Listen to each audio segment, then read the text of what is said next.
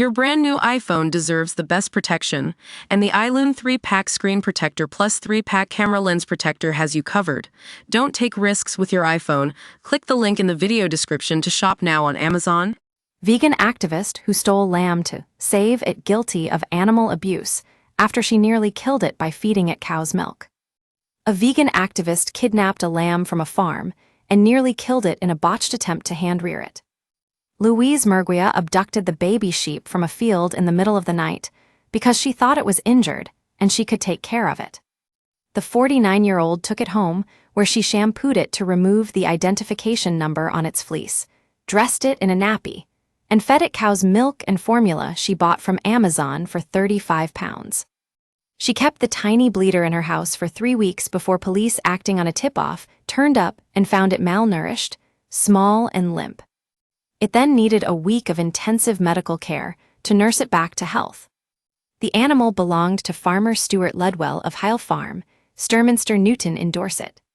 One of Mr. Ludwell's ewes had died suddenly the night before the theft in March and last year, leaving 2 lambs orphaned that would need to be hand-reared. As it was dark at the time, he decided to wait until the following morning to retrieve them, so as not to distress the other ewes and newborns by chasing them.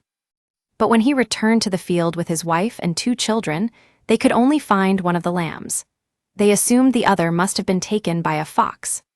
It was not until 3 weeks later he received a tip-off that the little grazer had in fact been taken by Murguia, who lives nearby and walks her dog in the area. She later told police she had taken the lamb because it appeared to have a broken leg, and she thought it would not survive the night. But she did not seek medical treatment for it, and simply made a splint for its leg herself. When it was recovered by police, the stolen lamb weighed just 5.8 kg, while its twin brother, who was hand-reared by the Ludwell family, weighed 9.95 kg. Murguia posted on Facebook at the time, "I am a vegan, hate me if you like. I love and respect animals." Mr. Ludwell said in his victim impact statement, "I was relieved it was alive, but shocked by its poor condition. Its sibling was nearly double the size, and it could barely stand. It took over a week of intensive medical care to ensure the lamb's survival and a significant amount of money and time. The entire ordeal has left me angry, stealing a lamb under the guise of welfare, only to keep it in solitary confinement." Murguia has now been banned from keeping sheep indefinitely after she was convicted of theft and causing unnecessary suffering to a protected animal. Lewis Rose, prosecuting, said, "Officers attended the address. She did not answer, but was located in her bedroom with the missing lamb, which was in a nappy. She claimed she was due to take it to the animal sanctuary later that day.